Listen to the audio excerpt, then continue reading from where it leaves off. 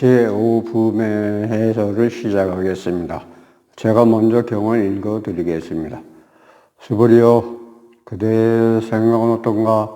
신체의 모습으로 열애를 볼 수 있겠는가? 아닙니다, 세존이시여. 신체의 모습으로 열애를 볼 수 없습니다. 왜냐하면 여러께서 말씀하신 신체의 모습은 신체의 모습이 아니기 때문입니다.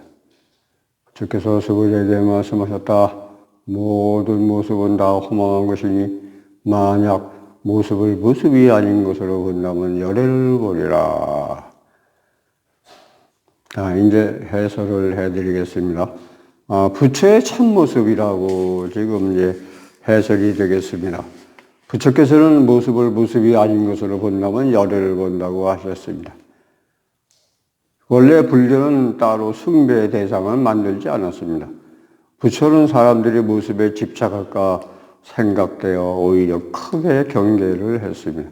그래서 부처가 계실 때에는 불상이 없었습니다. 불교에서 불상이 등장한 건 부처께서 임면하신 후 600년이 지나서 알렉산더 대왕의 북인도 침략으로 인해서입니다. 온갖 신들을 섬기던 그리스 헬레니즘 문화의 영향으로 인도 북부에서 간다라 미술이 태동하면서부터라고 합니다. 알렉산더 대왕이 북인도를 침략할 때 인도의 아이유왕을 만나서 후퇴하고 말았다는 것은 유명한 역사적 사실입니다. 여러분 주의하십시오. 부처는 신체의 모습으로 볼 수 있는 존재가 아닙니다. 신체의 모습으로 부처를 부르는 것은 잘못된 것입니다. 진정한 불법은 다른 종교와 마찬가지로 의상 숭배를 반대합니다. 자, 그러면 사찰에 있는 부처에게 절을 할 것인가요? 가짜이면서 진짜이기 때문에 절을 해야 합니다. 그것은 부처나 보살의 모습을 통해 자신의 공경심을 끌어내기 위함입니다. 절을 하는 것은 그림이나 조각에 하는 것이 아니라 나 자신에게 하는 것입니다.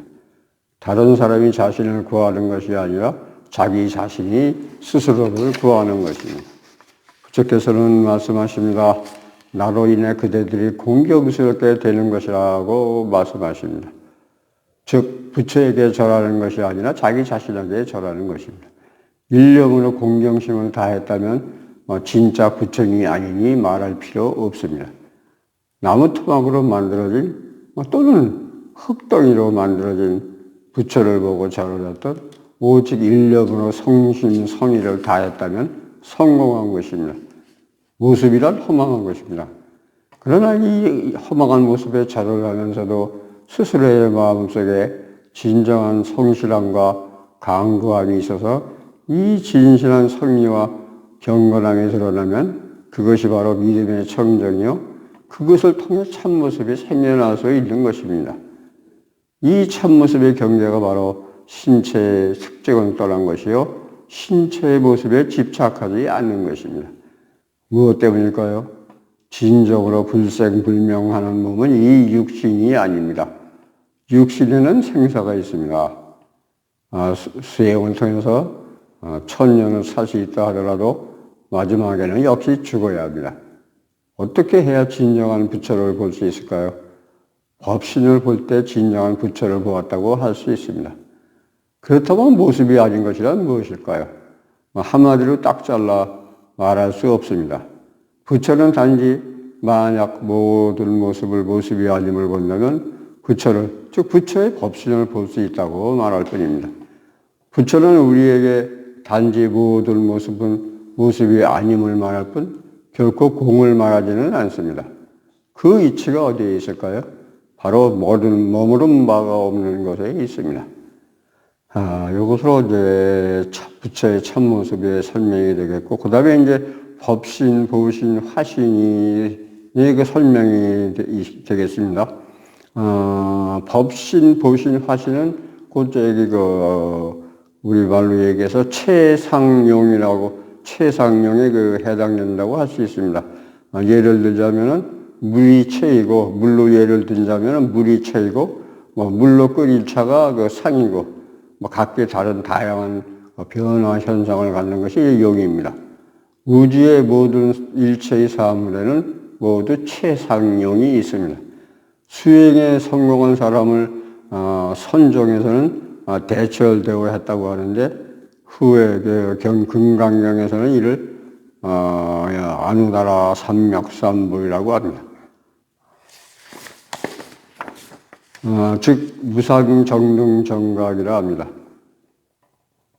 일생을 편하고 행복하게 보내는 것은 그의 선한 업보의 결과로 얻은 보심 때문입니다. 어떤 사람은 일생을 견디기 힘든 고통 속에서 살아가는데 그것은 과거의 생애에서 그가 심은 악의 씨앗 때문입니다. 그 악의 씨앗으로 말미암아 지금의 보신을 갖게 된 것입니다. 도를 성취한 수도자들은 보신이 바뀝니다. 도교에서 말하는 병을 제거하고 생명을 연장하는 것이나 장생불로라는 것도 바로 보신이 바뀐 것을 말합니다. 보신의 수련이 완벽한 경지에 이르면 전신이 탈퇴환골하고 일체의 신통을 갖추게 됩니다. 그렇지만 아주 어렵고도 어려운 얘기입니다. 금강경은 반야의 부분으로서 소위 실상반야, 즉 온갖 생명이 시작하기 전에 본체를 증득하는 것에 중점을 두고 있습니다. 보신과 화신은 경계반야에 속합니다. 따라서 부처는 신체의 모습으로서 열애를 보아서는 안 된다고 문제를 제기합니다. 금강경에서 말하는 열애는 바로 일체 중생이 공유하는 생명의 본체입니다. 그 다음에 그럼 이제 신체의 집착의 설명이 되겠습니다. 가령 예를 들어서 다리를 틀고 앉아 있을 때는 도가 나타나는데 다리를 풀고 난 다음에는 그것이 사라질 때면 이것은 도를 얻은 것이 아니라 다리 트는 것을 얻은 것이다. 이렇게 얘기를 합니다. 신경에서도 반야신경의 얘기입니다. 나지도 않고 사라지지도 않으며 더럽지도 않고 깨끗하지도 않으며 늘지도 질지도 않는다 라고 했습니다. 조금 수행했다고 해서 늘지도 않으며 수행하지 않았다고 해서 줄어들지도 않는다는 것입니다. 도의 본체는 신체의 모습으로서 볼 수 있는 것이 아닙니다. 그러므로 모든 모습은 다 허망합니다. 모든 모습이 허망한다면 여러분 앞에 부처가 나타날 때에도 마찬가지일까요? 예를 들어서 이제 금강경의 이치로 생각해 본다면 만약 여러분 앞에 부처가 나타났다면 반드시 안과에 가서 검사를 받아보십시오. 틀림없이 눈에 이상이 생겼을 것입니다. 이런 내용입니다. 이걸로 제5부음의 해설을 끝내겠습니다. 들어주셔서 감사합니다. 제6부음을 기대해 주시기 바랍니다.